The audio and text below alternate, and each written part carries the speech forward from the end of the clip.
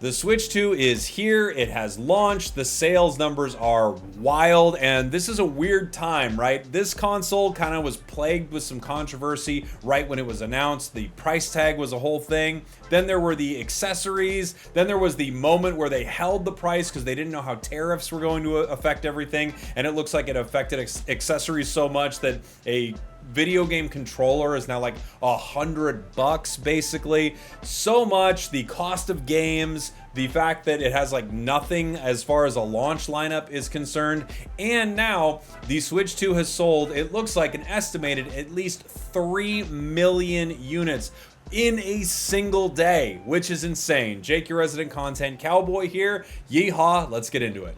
In this video, I'm going to talk not only about some of the drama around the Switch 2, I'm going to talk a little bit about the early sales numbers, which we're not sure exactly what they're going to be. Nothing official has been talked about, but there are multiple sources saying like this is the biggest console launch of all time. There are, I think France reported in that was their fastest selling console of all time. The numbers, if they were 3 million units, that beats the next closest console, which was PS4 that did 1 million units worldwide. So wild stuff. And I'm going to be giving kind of my review of the Switch 2 so far. I'm going to give you a little spoiler to that. This isn't a video hating on the Switch 2. I actually really enjoy my console. I have some issues with it. I think there are some issues with the launch of this console, but I have been liking it a lot. So if you're planning on watching a video of me just bash the Switch 2, that's not going to happen. I know a decent amount of you probably clicked off right there because it's fun to watch somebody bash something.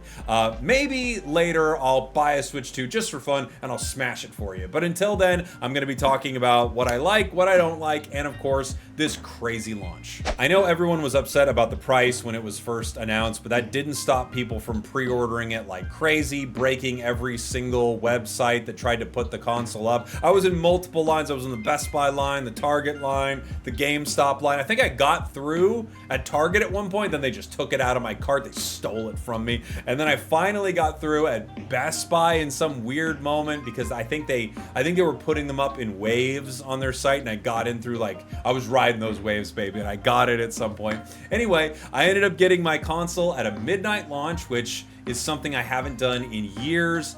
Tons of people were there, and it is crazy to think that we are lining up, pre-ordering possibly the biggest console launch of all time for something that is priced very, very high with high-priced games, and for something that kind of has one video game. Like, I guess it has Nintendo Switch 2 Welcome Tour, which if you haven't seen my review for that, you know, you don't need to watch. Don't participate in Nintendo Switch 2 Welcome Tour, but it has Mario Kart World, and I do think that's going to be one of, you know, the most important titles for the entire console. They knew that when they launched. They knew this title could carry the console by itself, and clearly it did. And of course, in this new generation of consoles, we are no longer launching a console and there's nothing to play on it. There's the entire library of the previous generation, and to me it feels like that doesn't really count, but let's face it, it absolutely does. And with so many games running better on Switch 2 than they did on Switch 1, like, I'm looking right at games, like so many Pokemon games,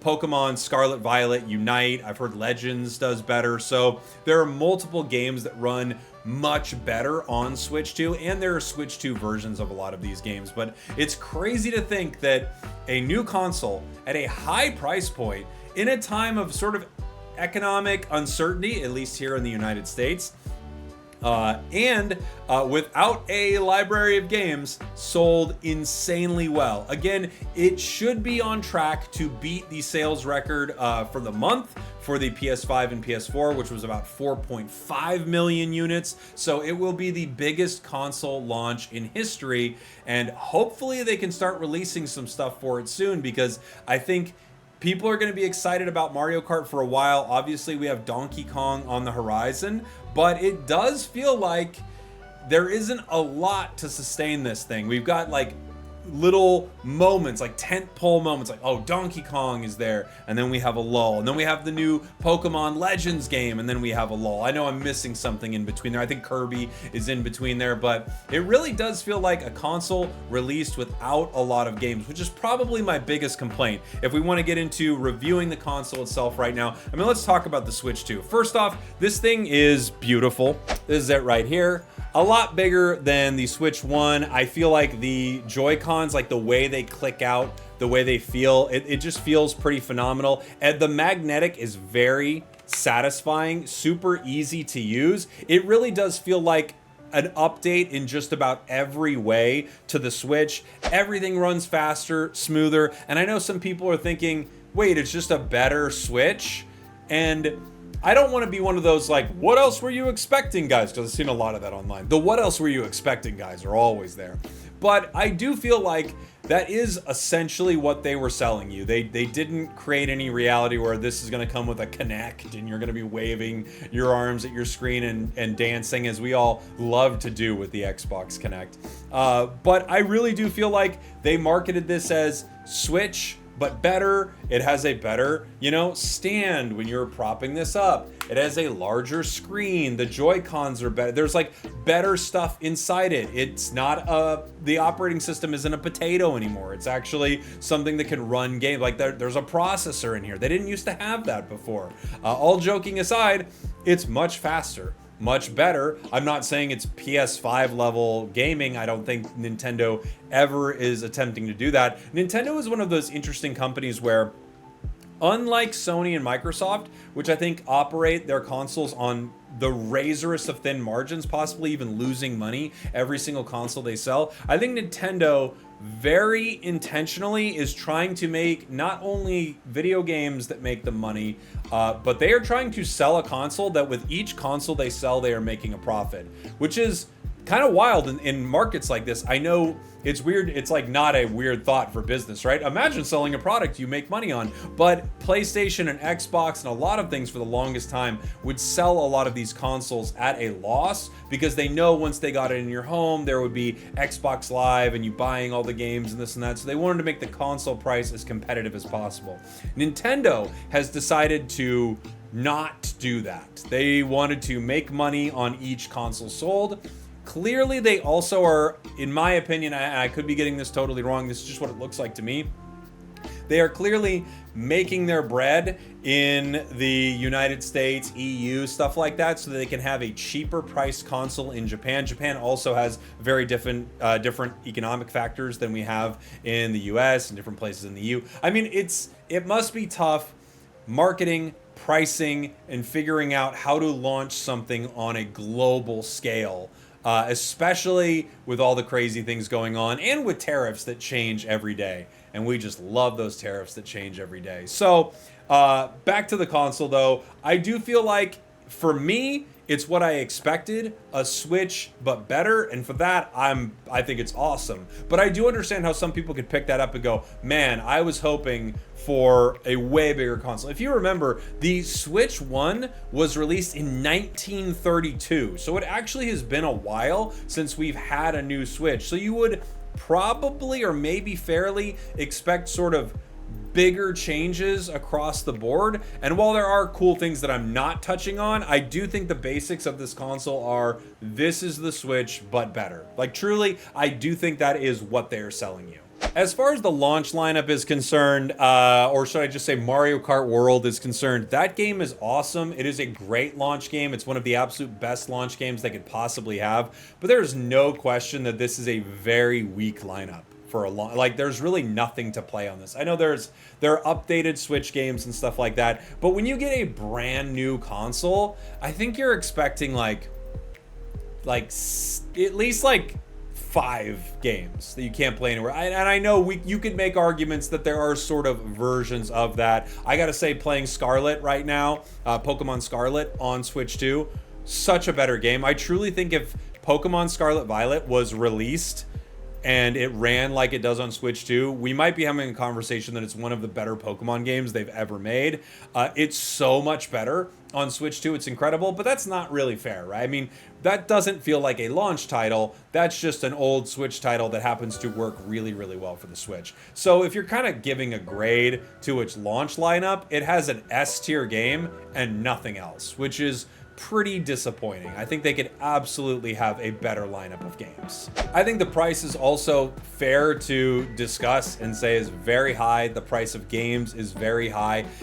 I'm in that place in my life. You see, you go through these phases in your life, and what will happen is when you're young, you have no money, but an abundance of time. You can play all the games you want. You just have no way to get them, unless like, maybe your family had any money. I didn't have any money. I had no way to get games. We'd get like one game a year. It's like, this better be the best game, or you'd be in a lot of trouble. And now I have almost no time. I have a family of my own, and I work. Luckily, I work on video games, so I do get to play some video games, but I don't get to spend unlimited time with it. But now I have unlimited money because I'm the richest man in the world. And while I am joking about that, I do have the discretionary income to be able to afford a Switch, and I can afford games for it. Even still, I feel like the games are pricey, but as someone in this bracket, I can't fully relate on the price issue as well as I could. I just know that if I was me from a long time ago, I wouldn't be able to afford this console. I would be praying that I could do like, what if we sandwich my birthday and Christmas together and I work on this? Like, I would hopefully, maybe I could get it somehow. And then after that, the game prices would be really, really expensive. It's going to be an interesting ongoing conversation with the console and future video game consoles, because now I think that the dam has kind of burst on the $80 price tag for a game. We are going to see more and more things like that happen. I just wonder if it's going to hurt gaming a lot overall, because the higher price a single game is, it's just the less games that people are going to be able to pick up. But maybe many things are trying to move towards sort of a Game Pass subscription type model. I'm getting too into the weeds here, but I do think the price is a really interesting conversation around this. Launch lineup, not great. Price, not great. However, the console, I have to give you my personal opinion, because that's all this is, right? This is all just my personal opinion. I can't tell you like how you can break down the tech specs. I've heard it's kind of similar to like a PS4 or a PS4 Pro or something like that. I can't break that down for you, but I am going to give you my take. I think it's awesome. I do think it's really cool. I love that it runs games on Switch really well. I think Mario Kart's super fun. I'm loving the console, but those issues that I have around it, I don't have unlimited time. So the, small library. Can a library have one book? The small library on this console. I guess library has old books too. The small library on this console and the price are not my biggest issues, right? I love the new Switch. I think it runs so smooth. It feels new. The feeling of getting a new console, like the way things work on it, it does feel like a natural progression from the Switch 1. And I feel like this is a console that I'm going to have the same kind of life with that I did the Switch. Like, I'm going on a flight very soon. I'm flying to a Pokemon convention. I'm such an adult. I'm flying to a Pokemon convention. I just don't have time these days. And I'm going to have like this on the flight, and I get to play like Pokemon Scarlet on it. I get to play Mario Kart on it. I'm gonna get Stardew Valley on there. Like, I'm gonna do what I did with Switch, just in a way better situation. So I have to say, all the negatives out there, and I do recognize them, my feeling with it is I'm very much on board and I like it a lot. Give it all, with all of its flaws, okay? It's like a boyfriend, and I know you guys are like, he's no good for you, Jake, but I can fix him. And you don't know what it's like when it's just me and him, okay? That's my thoughts on the Switch 2. What a crazy launch for it. I really hope it gets more cool games, and I plan on continuing to cover a lot of new Switch 2 stuff here on the channel, so still a ton of Unite and a lot of Switch 2. If you like that content, I hope you're around for it and you continue enjoying it. I plan on being honest here on the channel, but this is also not a channel where I just plan on spending all day bashing things as well, so it's kind of that fine line, right? I think you could milk content all day about something negative. You can milk content all day about something that's too positive. But I'm trying to give you just the straight cowboy truth. And if that's not enough for you, then yeehaw on right out of here. Love you guys. Thanks for watching. Thanks for listening. I'll see y'all next time. We did it.